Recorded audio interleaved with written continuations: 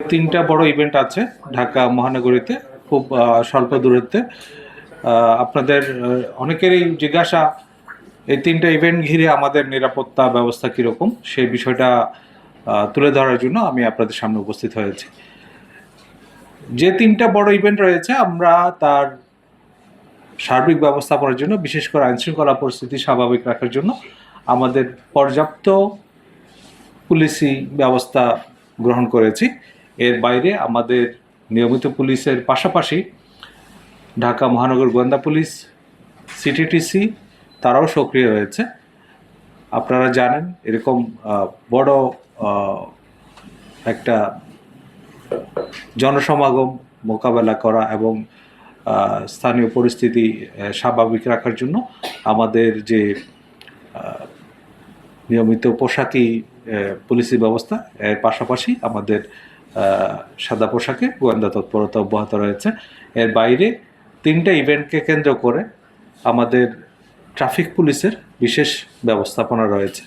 আমরা ইতিমধ্যে গণবিজ্ঞপ্তি জারির মাধ্যমে নগরবাসীকে এই সংক্রান্ত বিষয়ে অবহিত করেছি এবং এই তিনটি অনুষ্ঠান চলাকালে কোন কোন রাস্তা এড়িয়ে চলতে হবে সেই সংক্রান্তে প্রয়োজনীয় পরামর্শ প্রদান করেছি। আপনারা দেখেছেন সাম্প্রতিক সময়ে বিভিন্ন স্থানে কতিপয় স্বার্থান্বেষী মহল বিভিন্ন ধরনের উস্কানিমূলক বক্তব্য থেকে শুরু করে নানা ধরনের শৃঙ্খলা বিনষ্ট করার তৎপরতা অব্যাহত রেখেছে।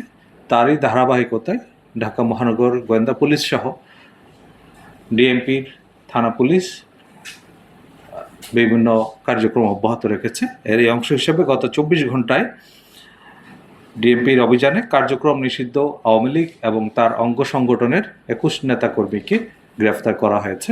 গ্রেফতারকৃত অনেকের বিরুদ্ধে একাধিক মামলার তথ্য রয়েছে আমাদের কাছে।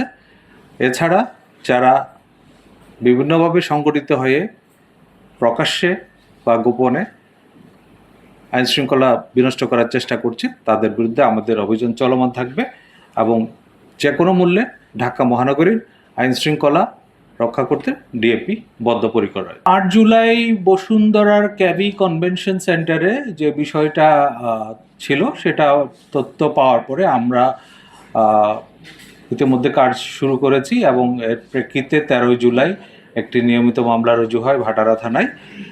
উক্ত মামলায় ইতিমধ্যে আপনারা জানেন 22 জনকে গ্রেফতার করা হয়েছে এবং মামলায় জড়িত অন্যান্য যারা আছে তাদেরকেও গ্রেফতারে আমাদের প্রচেষ্টা অব্যাহত রয়েছে।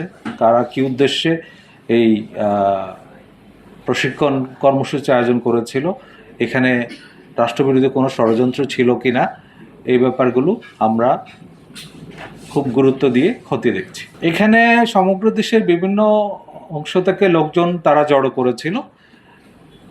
ঢাকা মহানগর ডিবি কর্তৃক 22 জন ছাড়াও দেশের বিভিন্ন জেলায় প্রত্যন্ত অঞ্চলে আরও 4 জন এই মামলায় গ্রেফতার আছে এবং বাকি যারা আছে এই ঘটনার সাথে যারা জড়িত তাদেরকেও গ্রেফতারে আমাদের অভিযান অব্যাহত আছে। যেটা প্রাথমিক অভিযোগ, এটা সন্ত্রাস বিরোধী আইনে মামলাটা হয়েছে। এখানে তারা উদ্দেশ্যমূলকভাবে জড়ো হয়ে একটা ষড়যন্ত্রমূলক কিছু করার অপপ্রয়াস বা অপচেষ্টা করেছিল। সেটার ভিত্তিতে আমরা তদন্তটা অব্যাহত রেখেছি এবং কারা কী উদ্দেশ্যে এখানে এসেছিল আর কারা কারা জড়িত ছিল সে বিষয়টা আমরা তদন্ত করছি। গতকাল ফ্লাইট এক্সপার্ট নামক একটা প্রতিষ্ঠানের কিছু কর্মচারী তারা প্রথমে মতিঝিল থানায় এসে তারা অভিযোগ করে যে তাদের যে এমডি জনৈক সালমান বিন রশিদ সে প্রতিষ্ঠানটির কার্যক্রম বন্ধ ঘোষণা করে সপরিবারে বিদেশে চলে যায় এবং প্রতিষ্ঠানের মোটা অঙ্কের অর্থ আত্মসাৎ করে। পরবর্তীতে তাদের অভিযোগের ভিত্তিতে মতিঝিল থানায় একটা সাধারণ ডায়েরি করা হয় এবং এরপরে জানা যায় যে অনেক লোকের অর্থ এখানে ছিল। তারা বিভিন্ন যে এয়ারলাইনের টিকিট এবং হোটেল বুকিং করত। এই 17টি প্রতিষ্ঠানের প্রায় 4 কোটি টাকা তারা আত্মসাৎ করেছে মর্মে পরবর্তীতে একজন ভুক্তভোগী তাদের বিরুদ্ধে মামলা করে এবং এই সংক্রান্তে অলরেডি 3 জনকে গ্রেফতার করা হয়েছে।